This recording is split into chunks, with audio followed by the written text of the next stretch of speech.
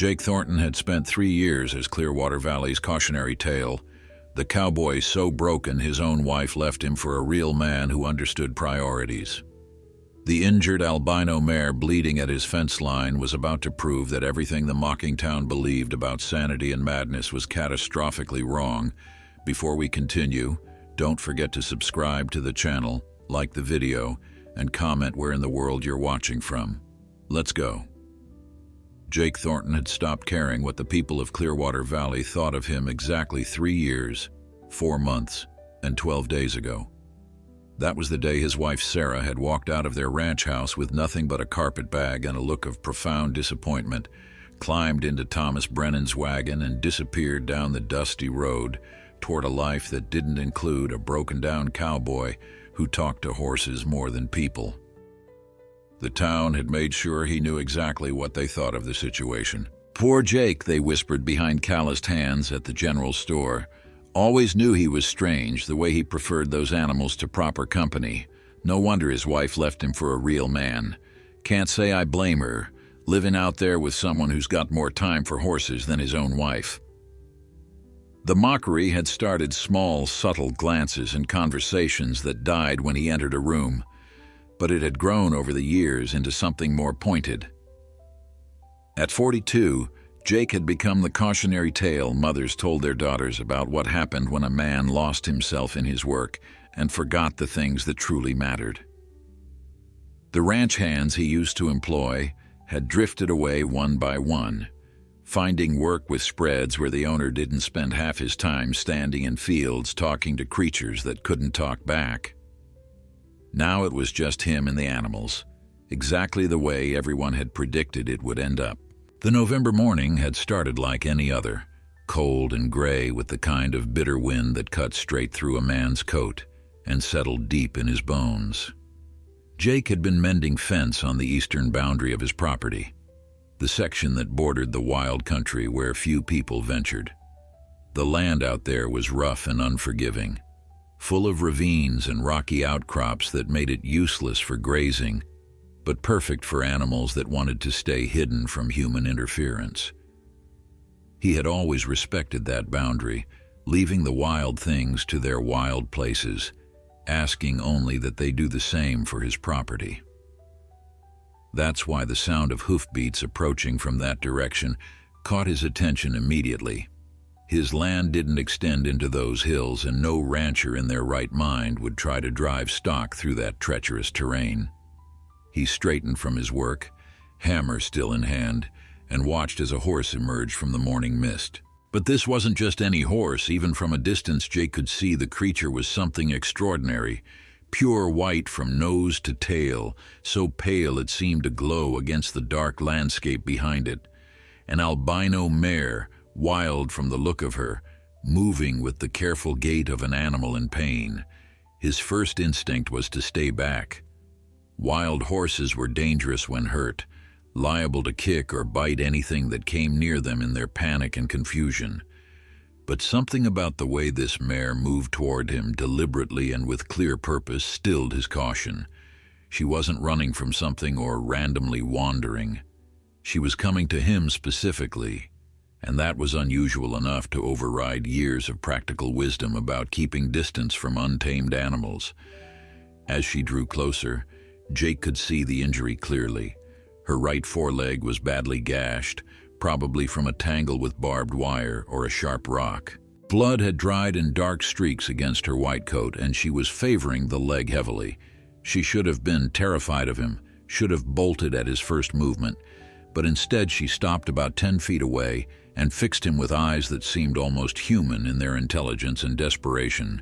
For a long moment they simply looked at each other, man and beast, separated by years of evolution but connected by something Jake couldn't quite name. Then the mare did something that would haunt him for the rest of his life. She nickered softly, a sound so gentle it barely carried on the wind, and took 3 careful steps backward. Then she stopped and looked at him again, waiting. When he didn't move, she repeated the action, backing up a few more steps and pausing to see if he would follow. The meaning was unmistakable. She wanted him to come with her, needed him to follow her somewhere, and Jake found himself setting down his hammer and taking his first steps toward whatever strange destiny this impossible white horse was offering. The town would laugh if they knew. Jake Thornton, so lonely he's following wild horses around like some kind of fool. But Jake had long since stopped living his life according to what Clearwater Valley thought was reasonable or sane. The mare was injured and asking for help in the only way she could, and if 3 years of mockery and isolation had taught him anything, it was that kindness mattered more than reputation. Besides, there was something about this animal that called to a part of him he thought had died along with his marriage, a sense of purpose, of being needed, of mattering to at least one living creature in this vast and lonely world. She led him away from his fence line, away from the familiar boundaries of his ranch, and into the wild country that stretched toward the horizon. The terrain grew rougher with each step, rocks and brush making the going slow and treacherous. His boots weren't made for this kind of hiking, and he could feel blisters forming, but the mare never wavered in her direction. She would walk ahead until he fell too far behind, then stop and wait with patience that seemed almost supernatural. Every few minutes she would look back at him with those strange, knowing eyes, and Jake would find himself moving faster, driven by a curiosity that was quickly becoming something more like compulsion. They had been walking for nearly an hour when he saw it, a shape emerging from the landscape ahead that didn't belong to nature's architecture. An old barn, weathered gray and leaning slightly to one side, stood in a small clearing that Jake had never known existed. The structure looked ancient, probably built by some long-forgotten homesteader who had tried and failed to make a life in this harsh country. The roof had partially collapsed on one side, and the doors hung at angles that suggested decades of neglect. It was exactly the kind of place people avoided, too remote to be useful and too decrepit to be safe. The mare walked straight to those broken doors and stopped, turning to look at Jake one final time. Then she lowered her head and pushed through the gap into the darkness beyond. Jake hesitated at the threshold, every instinct screaming that following a wild animal into a collapsed structure was the kind of decision that got men killed on the frontier. The barn creaked ominously in the wind, its ancient timbers protesting their continued existence. He could hear the mare moving inside, her hooves scraping against what sounded like old wooden floorboards. The sound echoed in the enclosed space, lonely and somehow urgent, and he thought about turning back, about returning to his fence line and the simple solitary work that had defined his existence for the past 3 years. But something stronger than common sense pulled him forward. The interior was darker than he expected, the collapsed roof section blocking most of the natural light. As his eyes adjusted, Jake could make out the basic structure of the place. It had been a good-sized barn once, probably used for storing hay and sheltering livestock through brutal winters. The stalls along one wall were still intact, their gates hanging open like mouths frozen mid-scream. Agricultural tools lay scattered across the floor, rusted beyond recognition or use. A ladder led up to what remained of the hayloft, its rungs rotted and dangerous. The whole place smelled of decay and abandonment, of dreams that had died slowly in the harsh reality of frontier life. The mare stood in the center of the space, her white coat the only bright thing in all that darkness. She was looking toward the back corner of the barn, her ears forward with intense focus. Jake followed her gaze and felt his heart skip. There, barely visible in the shadows, was another horse. This one was lying down, a position that immediately told Jake something was seriously wrong. Horses only lay down when they were sick, injured, or dying. They were prey animals, built to run from danger, and lying down made them vulnerable in ways that went against every survival instinct they possessed.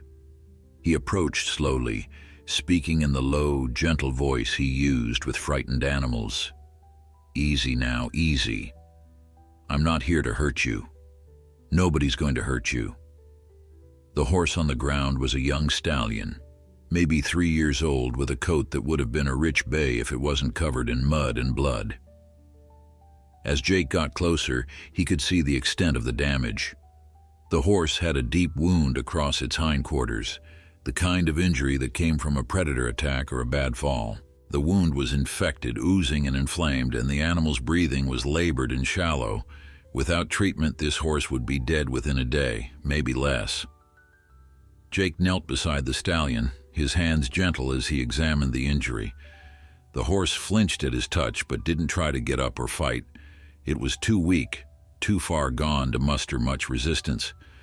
Behind him, the albino mare nickered softly, a sound that somehow conveyed both hope and desperation. Jake looked back at her, and understanding crashed over him like a wave. This was why she had come to him. This was why she had led him all the way out here through treacherous country. The young stallion was hers, her foal maybe, or her mate, and she knew he needed help that only a human could provide. The realization staggered him.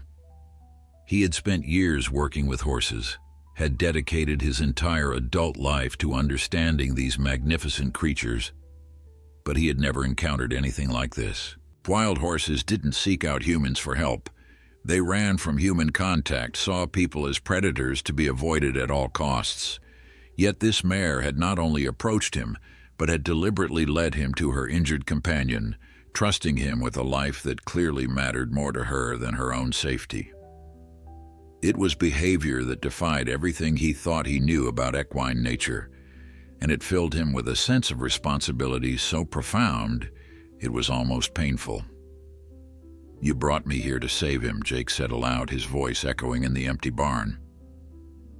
The mare watched him with those uncanny eyes, and he could have sworn she understood every word. The problem was, he wasn't sure he could save this horse. The infection was advanced, the animal was dehydrated and exhausted, and even if he could treat the wound, there was no guarantee the stallion would survive. He would need antibiotics, clean water, proper food, and constant monitoring. All things that required getting the horse back to his ranch, a journey that would be dangerous for an animal in this condition.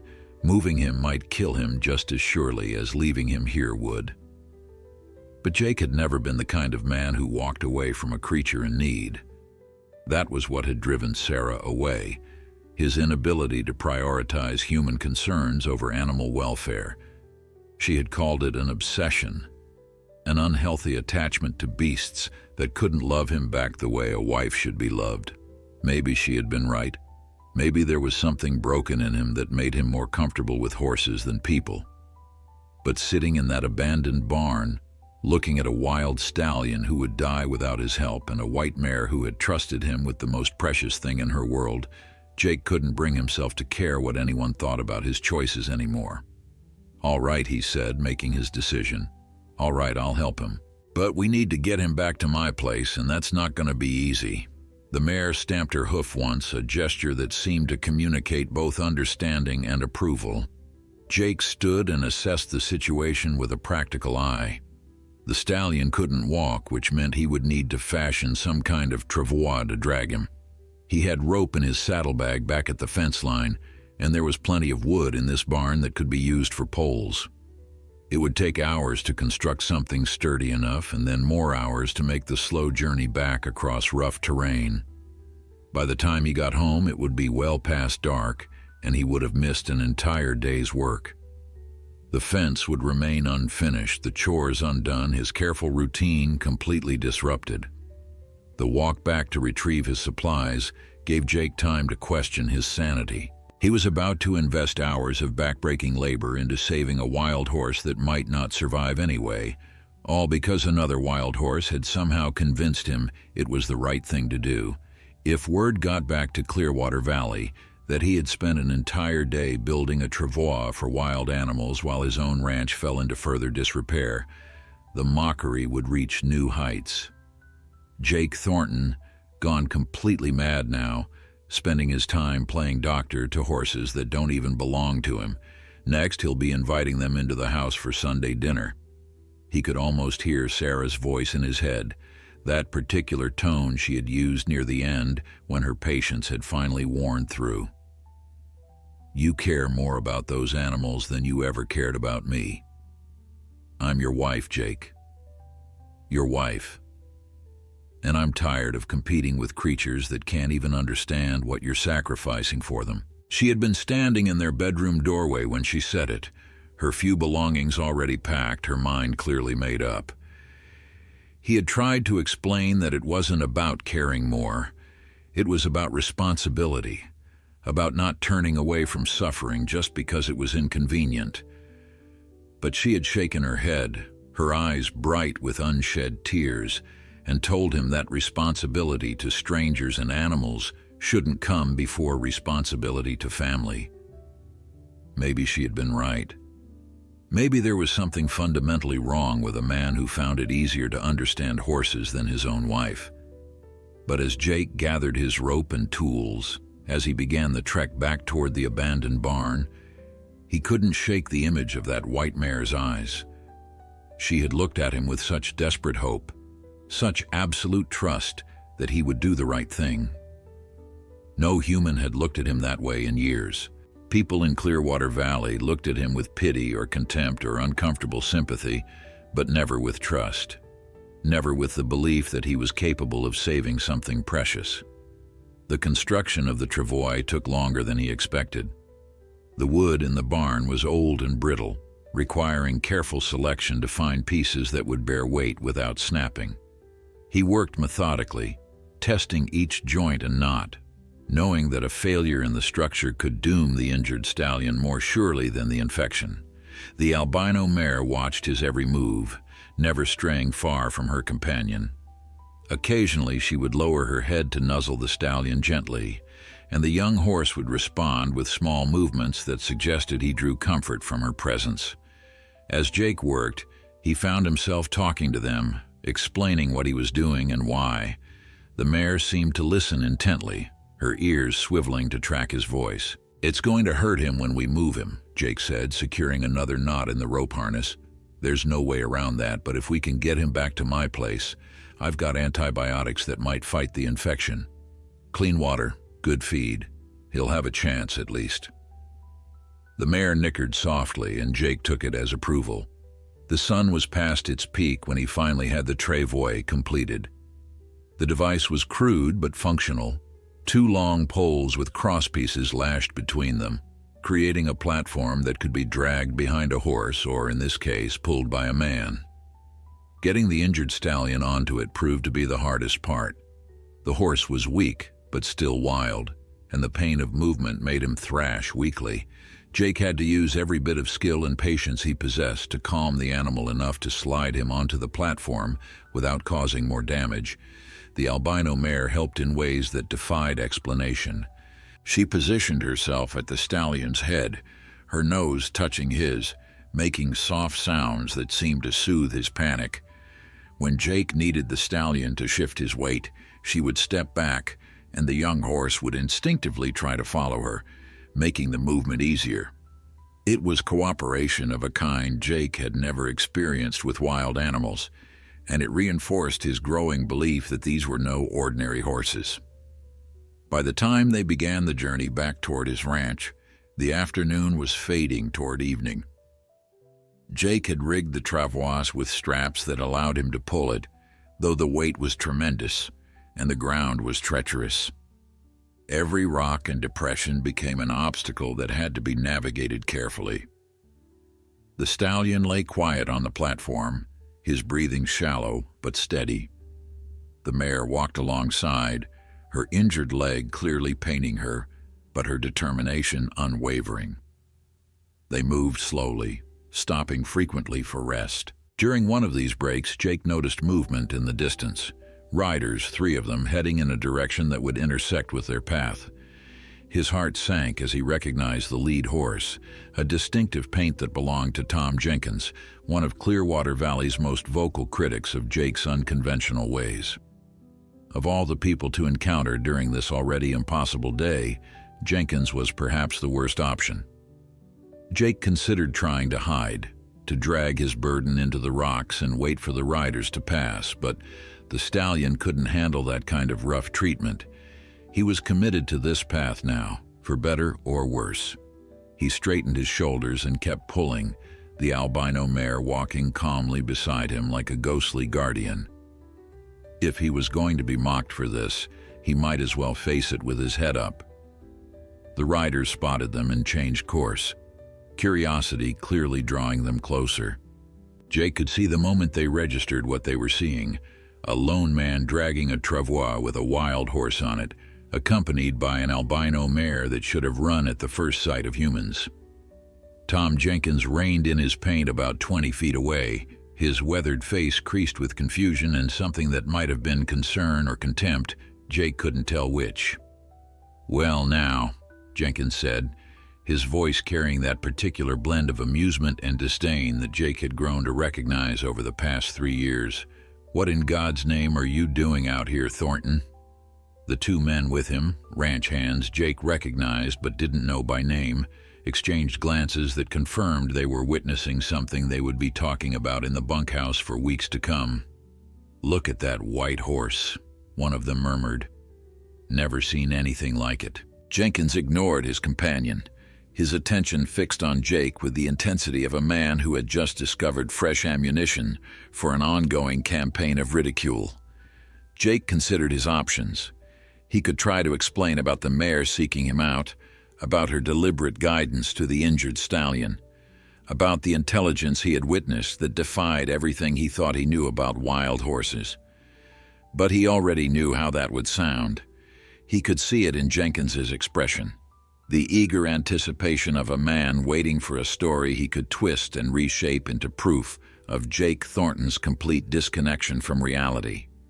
So instead, Jake simply said, "Helping an injured animal. Found him in the wild country.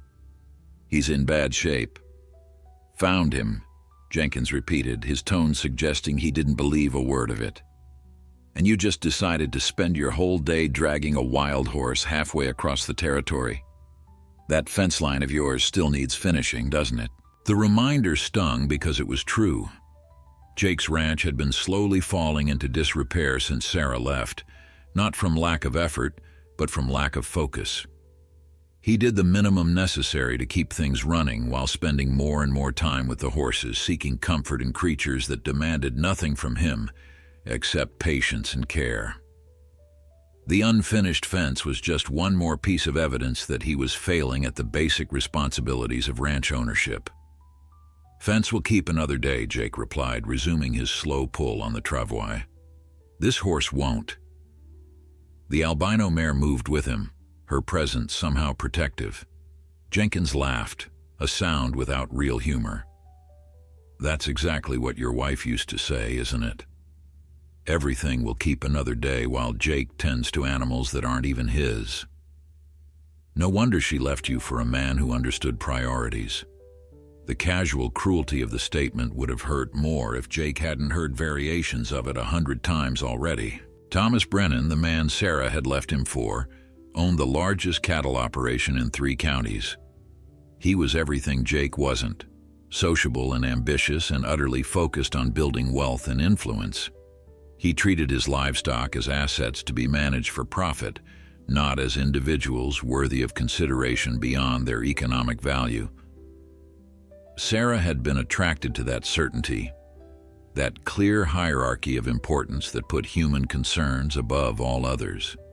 She had wanted a husband who came home at a reasonable hour, who talked about their future over dinner instead of describing the personality quirks of various horses in his care.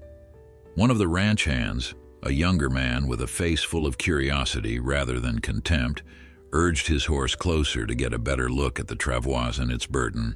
"That wound looks infected," he observed. "Horse might not make it even if you do get him home." Jake had already considered that possibility, had already accepted that his entire day's effort might end with a dead animal, and nothing to show for his sacrifice except more proof of his foolishness.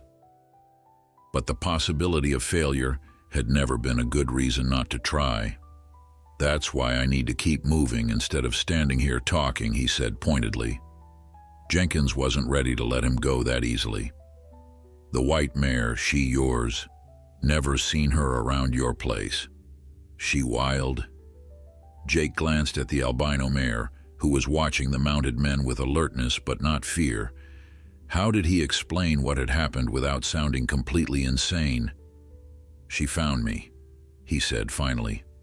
"Led me to him." That seemed to be the truth, even if it was incomplete. Jenkins's expression shifted from mockery to something closer to concern, the kind of worry people showed when they thought someone might be genuinely losing touch with reality. "Horses don't do that, Thornton," Jenkins said slowly. "Wild horses don't seek out humans for help. You feeling all right? Been spending too much time alone out on your place?" The question carried implications that made Jake's jaw tighten. He had heard the whispers in town, the speculation that his isolation was driving him mad, that he was starting to see things that weren't there or interpret normal animal behavior as something more meaningful.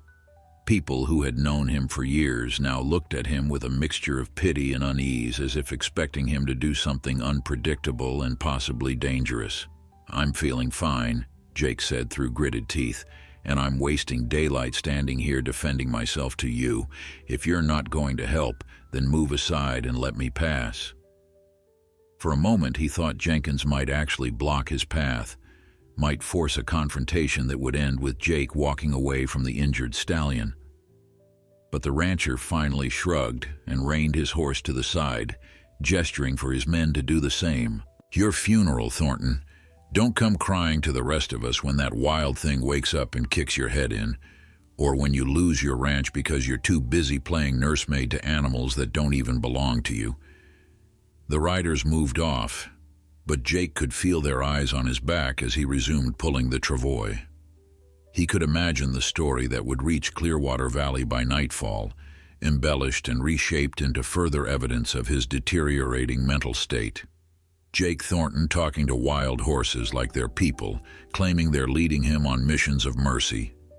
Man's completely lost touch with reality. Sarah was smart to get out when she did. The thought of becoming an object of pity and concern rather than simple mockery was almost worse than the ridicule itself. The sun was touching the horizon when Jake's ranch finally came into view. His arms felt like they were being pulled from their sockets, his back screamed with every step, and his boots had rubbed blisters that had burst and bled through his socks. But the stallion was still alive, still breathing, and that had to count for something. The Albino Mare had stayed with them the entire journey, never straying more than a few feet from the travois. Her injured leg had to be causing her significant pain, but she showed no sign of wanting to leave or to slow their progress. Getting the stallion into the barn required another hour of careful maneuvering. Jake had to clear one of the larger stalls, spreading fresh straw thick enough to cushion the injured horse's body. The stallion was barely conscious now, his breathing shallow and labored, his eyes half closed with exhaustion and pain. Jake worked with practiced efficiency, born of years caring for animals, cleaning the infected wound with warm water and the precious store of antibiotics he kept for emergencies. The horse barely reacted to the treatment, which worried Jake more than thrashing would have. Animals that didn't fight back were often too far gone to save. The Albino Mare watched from the stall door, her white coat almost luminous in the dim light of the kerosene lamp Jake had lit.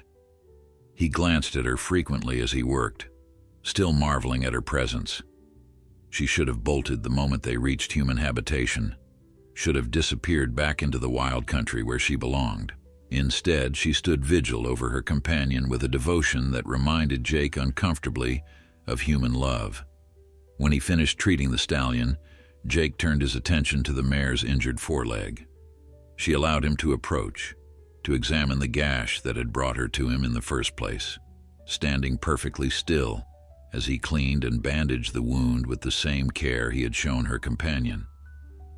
"You're not like other horses, are you?" Jake murmured as he worked. "I don't know what you are or where you came from, but you're something special."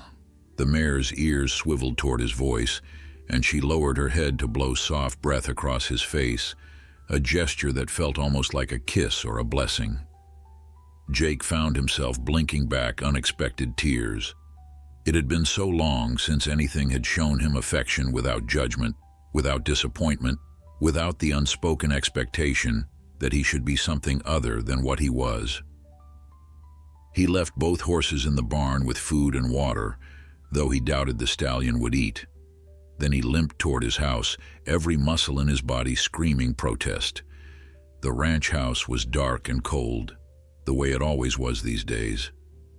Sarah had taken the warmth with her when she left, along with the curtains she had sewn, and the small decorative touches that had made the place feel like a home, rather than just a shelter. Jake didn't bother lighting a fire. He ate a cold supper standing at the kitchen sink, too exhausted to care about comfort or proper meals or any of the things that separated civilized men from animals. As he stood there in the darkness, staring out at the barn where 2 wild horses waited, Jake thought about the path his life had taken. At 20, he had been full of dreams and ambition, planning to build the finest horse ranch in the territory. He would breed champions, people had said, animals that would be sought after across the West. By 30, he had married Sarah, believing he had found someone who understood his passion, who shared his vision of a life built around these magnificent creatures. By 40, he had realized that his wife had never really understood him at all, had seen his devotion to horses as a phase he would outgrow rather than a fundamental part of who he was. Now at 42, he was alone except for the animals that couldn't judge him, couldn't leave him, couldn't tell him he was choosing wrong when he spent a day saving a wild horse instead of mending fences. The people of Clearwater Valley thought he was crazy, thought his priorities were backwards and his attachment to animals was unhealthy. Maybe they were right. Maybe there was something broken in him that made human connection so difficult while animal companionship came so naturally. But as he stood in his cold, dark kitchen, thinking about that white mare's trusting eyes and the stallion who might die despite his best efforts, Jake couldn't bring himself to regret his choices. He checked on the horses once more before bed, carrying the lamp out to the barn through the November darkness. The stallion was still alive but unchanged, his breathing still labored, his body still burning with fever. The Albino Mare had positioned herself so her head hung over the stall door, where she could see both her companion and watch for danger. When Jake approached, she didn't startle or retreat. She simply watched him with those uncanny, intelligent eyes that seemed to see straight through to his soul. "If he dies," Jake told her quietly, "I want you to know I tried. I gave him everything I know how to give." The mare nickered softly, and Jake had the irrational feeling that she understood, that she was thanking him for the attempt regardless of the outcome. He reached out slowly and laid his hand on her neck, feeling the warmth of her beneath his palm, the steady rhythm of her breathing. For a long moment they stood like that, man and beast, connected by something that transcended language or species or the boundaries that supposedly separated the human world from the wild. That night, Jake dreamed of Sarah. She was standing in their bedroom doorway the way she had been on the day she left, but in the dream she was crying. "I just wanted you to love me the way you love them," she said, gesturing toward invisible horses only she could see. "I wanted to be the one you rushed home to, the one you thought about when you were away, the one you would sacrifice anything to protect." In the dream, Jake tried to explain that it wasn't about loving horses more than people. It was about understanding them better, about speaking a language with them that he had never quite managed with his own species. But Sarah just shook her head and walked out the door, and he woke to darkness and silence and the hollow ache of old regrets. He rose before dawn, as he always did, and went immediately to check on the stallion. The young horse was still alive, and when Jake entered the stall, those dark eyes tracked his movement with a clarity that hadn't been there the night before. The fever had broken. The antibiotics were working. Against all reasonable odds, the stallion was going to survive. Jake sank to his knees in the straw, overcome with relief so profound it felt like prayer. The albino mare seemed to sense the change in her companion's condition. She pushed into the stall, moving past Jake with surprising gentleness for a wild animal in such close quarters with a human. She lowered her head to the stallion's neck, breathing deeply of his scent, and Jake could have sworn he saw something like joy in her eyes. The stallion responded with a soft nicker, the first real sound Jake had heard him make since finding him in that abandoned barn. It was a sound of recognition, of comfort, of homecoming. Over the next 3 days, Jake barely left the barn. He brought his meals out there, ate standing up while watching his patients, dozed in a chair outside their stall when exhaustion finally claimed him. The stallion improved steadily under his care, eating small amounts at first, then gradually increasing his intake as strength returned. The wound was healing cleanly now, the infection receding under the assault of antibiotics and careful cleaning. By the 4th day, the young horse was able to stand for short periods, and Jake allowed himself to believe that his impossible rescue mission had actually succeeded. The albino mare's presence remained constant. She never tried to leave the barn, never showed any inclination to return to the wild country where Jake had found her. Instead, she seemed content to stay near her companion, watching Jake's ministrations with those eerily intelligent eyes. Her own injured leg was healing well, the bandage Jake changed daily, showing less and less seepage. Soon she would be able to run again, to disappear back into the wilderness where she belonged. The thought should have been encouraging, but Jake found himself dreading the day these two extraordinary creatures would leave his life as suddenly as they had entered it. Word of Jake's rescue spread through Clearwater Valley with the speed that only small-town gossip could achieve. Tom Jenkins had apparently been true to form, telling everyone who would listen about finding Jake Thornton dragging a wild horse on a travois, while claiming another wild horse had led him to it. The story lost nothing in the retelling. By the time it reached Jake's ears through various sources, he had supposedly been talking to the white mare like she was a person, asking her opinion on treatment options and thanking her for bringing him to her dying companion. The mockery was worse than Jake had anticipated. People who had previously just avoided him now went out of their way to make jokes within his hearing. At the general store, where he went to buy more medical supplies, he overheard Mrs. Patterson telling her daughter that poor Mr. Thornton had finally snapped completely, that living alone had driven him to believe animals could communicate with him like people. The daughter had laughed and said maybe he should just marry one of his horses, since he clearly preferred their company to human beings. Jake had left the store without buying anything, his face burning with humiliation and anger. He knew he shouldn't care what they thought, had told himself 1,000 times that their opinions didn't matter. But there was a difference between not caring about mockery and having your fundamental sanity questioned by an entire community. People didn't just think he was odd anymore. They thought he was crazy, potentially dangerous, someone to be watched and whispered about and pitied. But when he returned to his ranch and entered the barn to find the stallion standing on his own, taking tentative steps around the stall, while the albino mare watched with obvious pride, all the mockery seemed to fall away. These horses trusted him.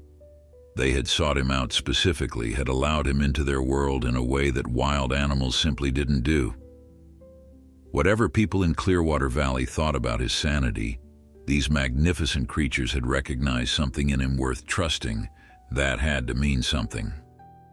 On the 5th day, Jake made a discovery that would change everything. He had been cleaning the stall, replacing the soiled straw with fresh bedding, when he noticed something gleaming in the corner where the albino mare liked to stand. At first, he thought it was just a piece of quartz or mica, the kind of rock that sometimes got tracked in on hooves. But when he bent to pick it up, he realized it was something else entirely.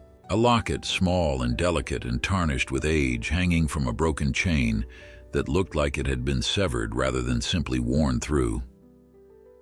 Jake turned the locket over in his hands, his heart beating faster.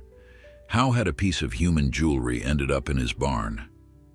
The only explanation was that the mare had somehow brought it with her, caught in her mane or tangled in her tail. But that raised more questions than it answered. Where had she gotten it? Why had she been wearing it? Wild horses didn't wear jewelry. The whole situation was impossible, and yet here was the evidence in his palm. He opened the locket with fumbling fingers, half expecting to find it empty or containing nothing but rust and decay. Instead, he found himself staring at a tiny photograph, miraculously preserved despite the locket's age and obvious wear. The image showed a young woman, maybe 20 years old, with dark hair and eyes that seemed to stare directly into the camera with fierce intelligence. She was beautiful in an unconventional way, all sharp angles and intense expression. But what caught Jake's attention and held it was what the woman was holding, a rope. And at the end of that rope was an albino foal, its white coat unmistakable even in the faded sepia tones of the old photograph. Jake's hands began to shake. He looked up at the mare, who was watching him with those knowing eyes, and felt the world shift beneath his feet. This wasn't just any wild horse. This was a horse with a history, with a connection to humans that went back decades if the photograph's age was any indication. The foal in the picture could very well be this mare's ancestor, or even the mare herself if horses could somehow live far longer than anyone believed possible. But that was crazy. Horses didn't live for decades beyond their normal lifespan. They didn't carry jewelry in their manes.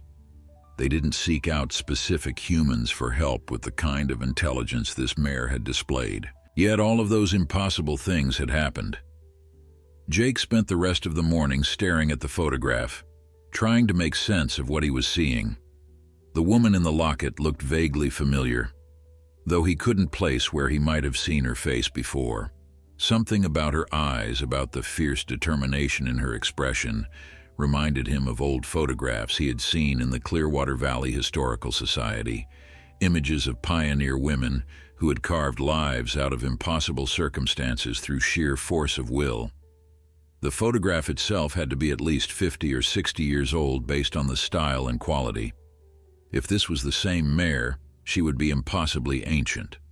If it was an ancestor, then this bloodline had been connected to humans for generations, which raised even more questions about why she was running wild now. He needed answers, and there was only one place in Clearwater Valley where he might find them. The Historical Society was housed in what had once been the town's first bank, a sturdy brick building that had survived fires and floods that destroyed lesser structures. Mrs. Eleanor Cartwright had been the Society's curator for as long as anyone could remember, a formidable woman in her 70s who knew more about the valley's history than anyone alive. She was also one of the few people in town who had never openly mocked Jake, treating him with the same distant courtesy she showed everyone who wasn't actively destroying historical records. Jake cleaned himself up as best he could, tucking the locket carefully into his shirt pocket where it rested against his heart like a talisman. The ride into town took 40 minutes, and he spent every moment of it dreading the stares and whispers he knew would greet him.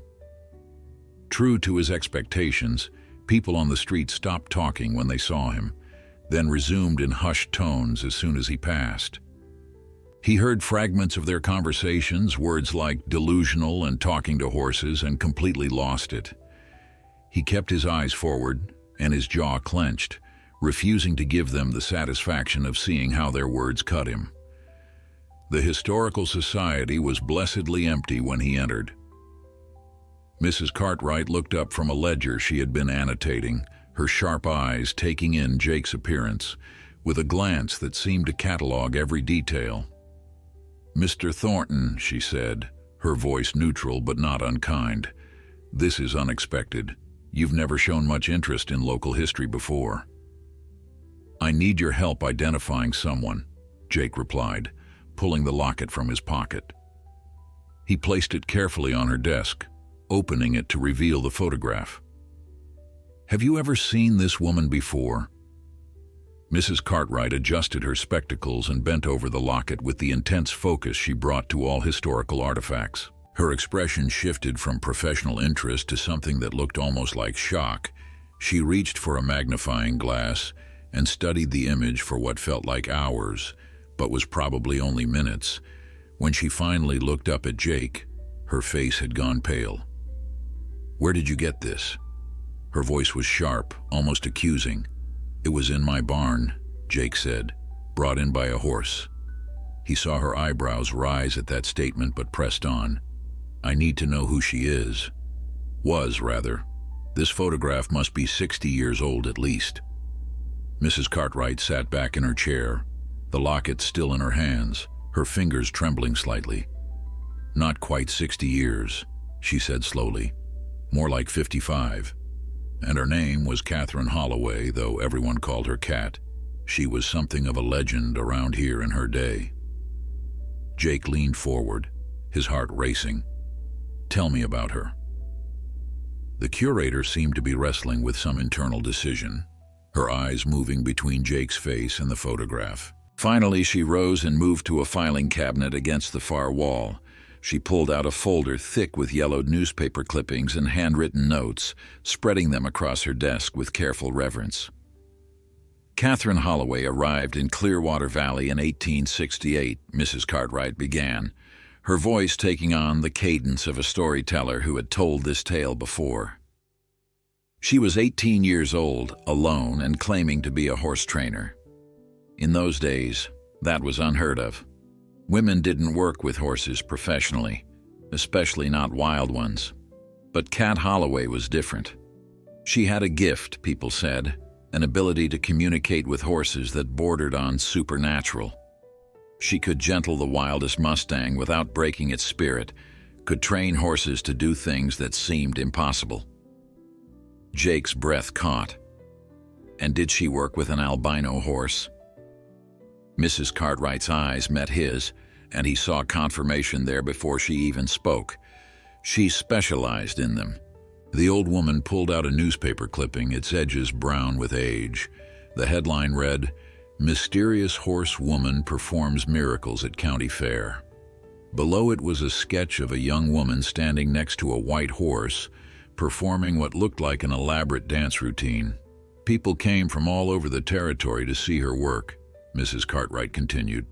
She had several albino horses, each one seemingly more intelligent and better trained than the last.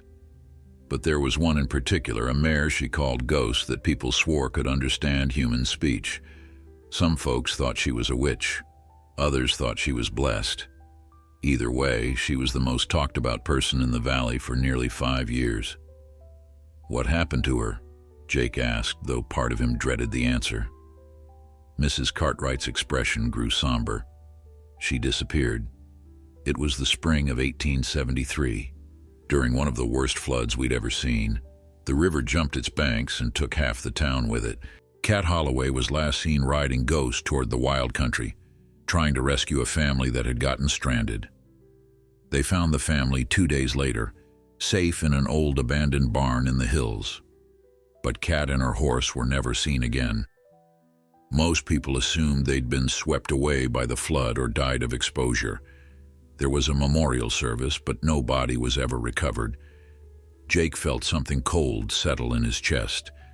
An abandoned barn in the hills, the same abandoned barn where the albino mare had led him.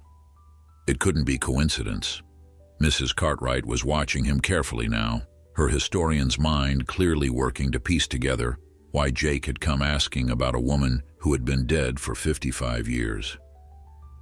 "Mr. Thornton," she said slowly, "why are you asking about Cat Holloway? What does this have to do with a horse in your barn?" Jake struggled with how much to tell her. If he explained everything, she would think he was as crazy as the rest of the town already believed him to be. But he had come this far, and something told him Mrs. Cartwright was the kind of person who dealt in facts rather than gossip, who might be willing to consider impossible explanations if the evidence supported them. "I found an injured stallion in an abandoned barn out in the wild country," he began carefully. A white mare led me to him. She was wearing this locket, caught in her mane. The barn, it matches the description of where they found that family during the flood. Mrs. Cartwright's eyes widened. She rose from her chair and moved to another filing cabinet, this one older and more battered than the first. She pulled out a folder marked Holloway Investigation and began spreading documents across an empty table. These are the official reports from the search that was conducted after Kat disappeared, she explained. There were dozens of volunteers who combed those hills for weeks. They found evidence that she and Ghost had made it to the barn, had sheltered there for at least one night. There were tracks, droppings, even some of Kat's belongings scattered in the structure. She pulled out a hand-drawn map, yellowed and fragile, showing the search area. But here's what never made sense to anyone. The barn is marked here, about 8 miles from where the flood occurred. It's in the opposite direction from town, deeper into the wild country rather than toward safety. Why would she go that way? Why not bring the family back to civilization once the immediate danger had passed? Jake studied the map, his mind racing. The location marked on the document matched exactly where the Albino Mare had led him. Same distance from his property, same direction, same impossible terrain that no one would cross unless they had urgent reason. Mrs. Cartwright pulled out another document, this one a letter written in faded ink. This was found in Kat's room after she disappeared. It was never fully understood, considered the ramblings of a young woman who had perhaps been affected by her isolation and unusual profession. She handed the letter to Jake and he began to read. The handwriting was elegant but hurried, as if the writer had been pressed for time or overcome with emotion. "My dearest Sarah," the letter began, and Jake's heart skipped at the name of his ex-wife, though he knew it must be coincidence. "I write this knowing I may never have the chance to explain in person. The gift I have with horses is not what people believe. It is not training or patience or understanding. It is something else entirely, something that was passed to me by my grandmother, who received it from hers. We are guardians, chosen by the horses themselves to serve as bridges between their world and ours. The albino ones are special, different from others of their kind. They live longer, understand more, remember everything. Ghost is not just my horse. She is my companion, my teacher, my sacred charge, and I fear that what I must do next may separate us for a very long time." The letter continued, describing visions Kat had experienced, dreams of a great disaster that would require her intervention. She wrote of feeling called to the wild country, of knowing she had to go even if it meant leaving everything she had built behind. The final paragraph made Jake's hands shake as he read it. "If anyone should find this letter after I'm gone, know that I did not die, but changed. The bond between guardian and horse is deeper than most can understand. We become part of each other, sharing life and purpose across years that should not be possible. If you should ever encounter an albino mare in the wild country, treat her with respect and kindness. She carries more than you know." Cartwright's voice was quiet when she spoke. "For years I thought that letter was the product of a disturbed mind, someone who had spent too much time alone and had begun to lose touch with reality. But looking at you now, holding that locket, telling me about a white mare that led you to an injured horse in the exact location where Kat Holloway disappeared 55 years ago, I find myself wondering if perhaps we dismissed her too quickly." Jake looked up from the letter, meeting the curator's eyes. "You think she's still alive somehow? Connected to the mare?" Mrs. Cartwright shook her head slowly. "I think that the world is stranger than we allow ourselves to believe, Mr. Thornton. I think that there are things in these hills, these wild spaces, that don't fit neatly into our understanding of what's possible. And I think that you've stumbled into something that Kat Holloway understood but could never explain to people who weren't ready to listen." She began gathering the documents, moving with the careful precision of someone handling sacred texts. "There's more," she said. Stories that were never written down officially, just passed along as local legend. People claimed to see a white horse in the wild country over the years, always at a distance, always vanishing before anyone could get close. Some said it was Ghost, still searching for her lost mistress. Others said it was the spirit of Cat herself, transformed and bound to this land.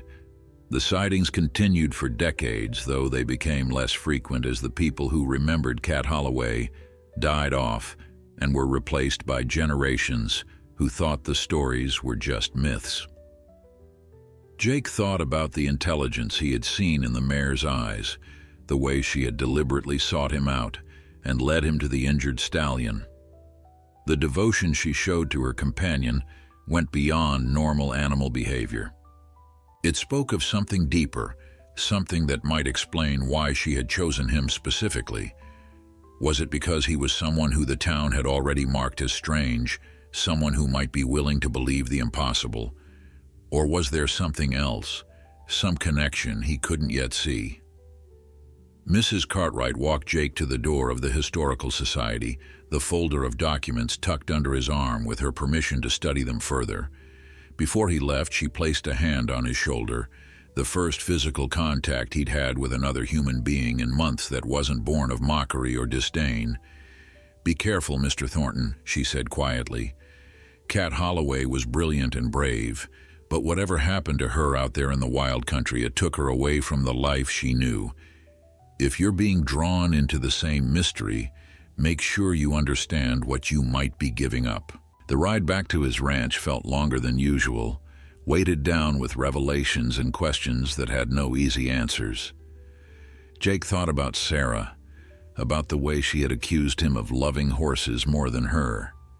At the time, he had denied it, had tried to explain that it wasn't about love, but about understanding, about speaking a language that came naturally to him in a way that human interaction never quite had. But maybe she had been more right than either of them realized. Maybe he had always been waiting for something like this, for a calling that would make sense of all the ways he didn't fit into the normal world. When he entered the barn, both horses turned to look at him with that same uncanny awareness that had marked their behavior from the beginning. The stallion was standing strongly now, the wound on his hindquarters reduced to an angry line that would eventually become a scar. The albino mare moved forward, her injured leg barely showing any sign of the gash that had brought her to Jake's fence line. She approached him directly, none of the hesitation that wild horses typically showed around humans, and pressed her forehead against his chest in a gesture that felt almost ceremonial. Jake's hands came up automatically to rest on either side of her face, and the moment his skin made contact with her white coat, the world changed. He was no longer standing in his barn, but somewhere else entirely, a space that existed outside normal perception. He could see the barn still, could feel the solid wood beneath his feet, but overlaying it was something else. Images, memories, emotions that weren't his own but were being shared with him through the connection between his hands and the mare's face. He saw Catherine Holloway as she had been in life, young and fierce, and unafraid of a world that wanted to diminish her. He felt her connection to Ghost, a bond so deep it transcended the normal relationship between human and animal. It was partnership and friendship, and something close to love, but it was also responsibility. The horses had chosen her, had recognized in her something that made her capable of serving as their guardian, their voice in a world that didn't understand what they truly were. And when the flood had come, when that family had been stranded and dying, Cat had ridden into the wild country not to save them, but to trade her human life for theirs. The vision shifted, and Jake saw the abandoned barn as it had been that night 55 years ago.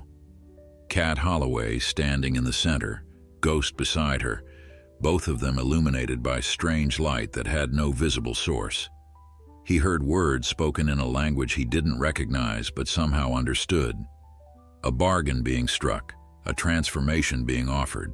Cat could save the family, could ensure they survived and returned to their loved ones, but the cost would be her humanity. She would become something else, something between human and horse. Her consciousness merged with ghosts in a way that would allow them both to continue, but neither to remain as they had been. She had accepted. Jake felt her certainty, her willingness to sacrifice everything she knew for people she had never met. And in that moment of transformation, her human body had faded, her essence merging with the mare until there was no clear line where one ended and the other began.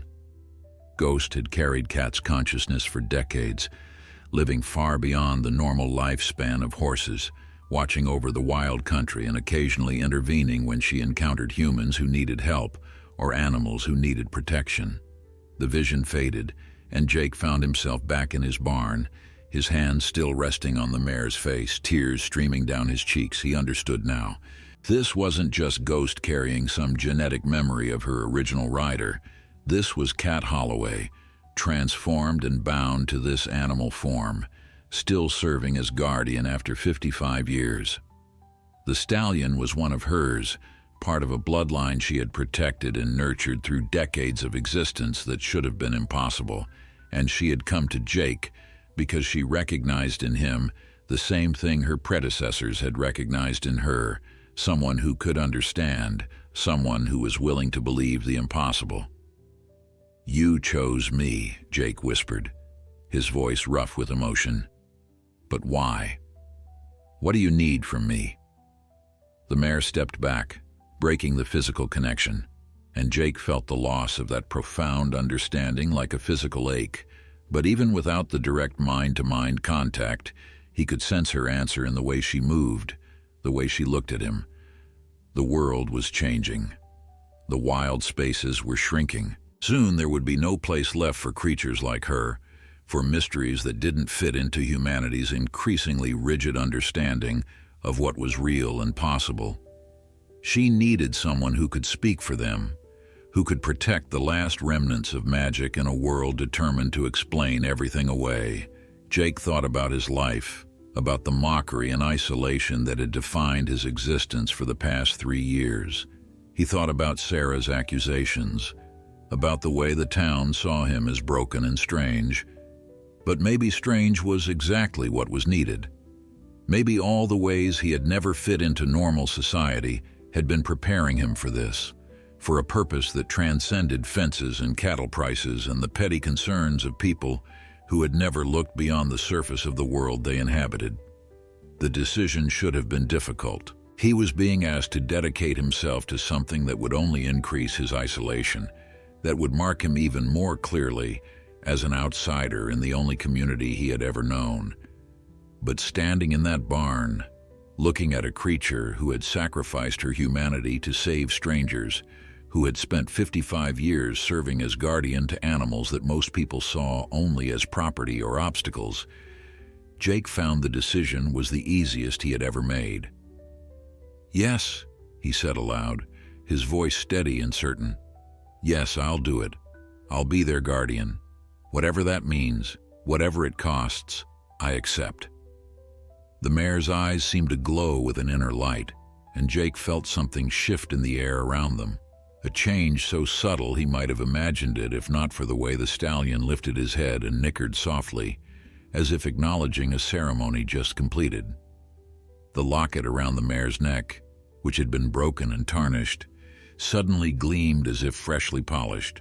Jake reached for it, and this time when his fingers touched the metal, he felt warmth and recognition, as if the artifact itself was welcoming him into a legacy that stretched back through generations of guardians he had never known existed. Over the following weeks, Jake's life transformed in ways that were both subtle and profound. The mare and stallion remained on his property, though they were free to come and go as they pleased. They chose to stay, and gradually other horses began to appear. Some were wild mustangs with injuries that needed tending. Others were domestic horses that had been abused or abandoned, seeking refuge in the one place where they knew they would be understood and protected. Jake's ranch, which had been falling into disrepair from neglect and isolation, became something else entirely. a sanctuary, a safe haven, a place where the impossible was not only possible but welcomed. The people of Clearwater Valley didn't know what to make of the changes. Tom Jenkins, riding by one afternoon, stopped to watch Jake working with a supposedly unbreakable stallion that stood calmly while Jake examined an injured hoof. The horse should have been kicking and fighting, should have been sedated or restrained. Instead, it stood with perfect trust, responding to Jake's quiet words as if they were having a conversation. Jenkins rode away shaking his head, but Jake noticed he didn't stop at the saloon to mock him afterward. Sometimes witnessing something genuinely inexplicable was enough to silence even the cruelest mockery. Mrs. Cartwright became a regular visitor, bringing documents from the Historical Society's archives and asking careful questions about what Jake was learning. She never pushed for explanations he couldn't give, never demanded proof of the impossible things she suspected were happening on his property.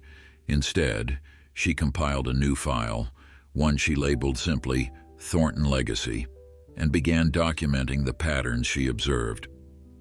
Horses healing faster than veterinary science said was possible, animals displaying intelligence that bordered on human understanding, and at the center of it all, a man who the town had dismissed as crazy, quietly performing miracles that no one wanted to acknowledge. Sarah came to visit exactly 4 months after the Albino Mare had first appeared at Jake's fence line. She arrived unannounced, driving a wagon with Thomas Brennan beside her, both of them dressed in their Sunday best as if they were paying a social call rather than checking on a man they had abandoned. Jake was in the corral when they arrived, working with a young mare that had been beaten by her previous owner. The horse was skittish and frightened, but she was beginning to trust him, beginning to understand that not all humans meant harm. He watched Sarah approach, noting the way she held herself, the careful distance she maintained from the animals. She looked older than he remembered, though it had only been 3 years. Or maybe she just looked like what she was, someone who had chosen safety and respectability over the uncertain path of following her heart. "I heard stories," she said without preamble, "about what you're doing here. People say you've gone completely mad, that you're claiming to talk to horses, that you've turned your ranch into some kind of sanctuary for strays and wild things." Jake continued his work with the young mare, his hands gentle on her neck, his voice low and soothing. "And what do you say, Sarah? What do you believe?" She was quiet for a long moment, watching him work. Thomas Brennan stayed by the wagon, clearly uncomfortable with the entire situation. Finally, Sarah spoke, and her voice carried something that might have been regret. "I believe you were always meant for something I couldn't understand. I thought your devotion to animals was an obsession, a flaw that needed to be corrected. But watching you now, seeing what you've built here, I think maybe it was calling. And I was too conventional, too concerned with what people thought, to recognize it for what it was." The admission surprised him, though perhaps it shouldn't have. Sarah had always been honest, even when her honesty cut deep.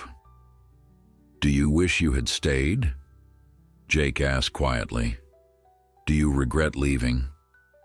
She shook her head, but there was sadness in her eyes. We would have destroyed each other eventually. You needed someone who could follow you into strange places, and I needed someone who was content with ordinary life. We were both looking for things the other couldn't provide. But I am sorry for the way I left, for the things I said. You're not broken, Jake, you're just different. And this world needs different, even when it doesn't want to admit it. She left shortly after, Thomas Brennan looking relieved to be departing from a place that made him deeply uncomfortable. Jake watched them go, and he felt the albino mare come to stand beside him, her presence solid and reassuring. He realized he felt no anger toward Sarah, no resentment about the past. She had been right to leave. He had needed to walk this path alone, had needed the isolation and mockery to strip away everything that wasn't essential until only his true purpose remained. That evening, as the sun set over his transformed ranch, Jake sat on his porch with Mrs. Cartwright beside him. They watched the horses in the pasture, the albino mare standing like a ghost among them, eternal and watchful. The curator had brought him a leather journal, old and worn, but with blank pages waiting to be filled. Kat Holloway kept records, she explained, of the horses she worked with, the people she helped, the patterns she observed. I think you should do the same, for whoever comes after you, whenever that might be.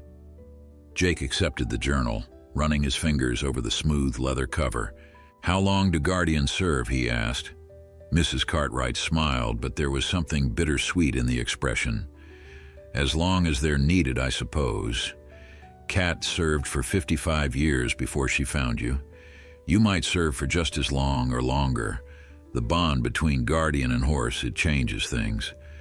Time moves differently when you're living for something greater than yourself. Jake thought about that as darkness fell and the stars emerged one by one above his ranch.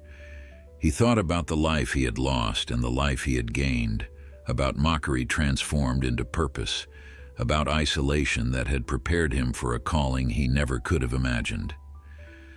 The people of Clearwater Valley would probably never understand what he was doing or why. They would continue to whisper about his strangeness, his preference for animals over human company, his complete disregard for normal social expectations. But their opinions no longer mattered because he had found something infinitely more valuable than their approval. He had found his place in the world, not as a failed rancher or an abandoned husband, but as a guardian of mysteries that most people would never believe existed. The albino mare had led him to this destiny, had revealed truths that existed beneath the surface of the ordinary world. And in accepting that calling, Jake Thornton had discovered what Sarah and the town and even he himself had never understood. He wasn't broken. He had simply been waiting his entire life for someone, or something, to show him where he truly belonged. Inside the barn, the stallion had fully recovered from his wounds. Soon he and the mare would disappear back into the wild country, but Jake knew they would return. They always returned, whenever there was need, whenever another injured creature required his help. And Jake would be there, ready to serve as the bridge between their world and his, speaking for those who had no voice in a society that valued profit over compassion, practicality over wonder. The locket hung around his neck now, Kat Holloway's gift passed forward through time to the next guardian. He could feel its weight against his chest, a reminder of sacrifice and service, of a woman who had given up everything to save strangers and protect creatures that most people saw as nothing more than beasts of burden. He would honor that legacy. He would ensure that the line of guardians continued, that there remained at least one person in this rapidly changing world who understood that some mysteries were meant to be protected rather than explained away, and if that meant accepting the mockery of Clearwater Valley, if it meant living alone except for the animals who trusted him with their secrets, then that was a price Jake Thornton was more than willing to pay.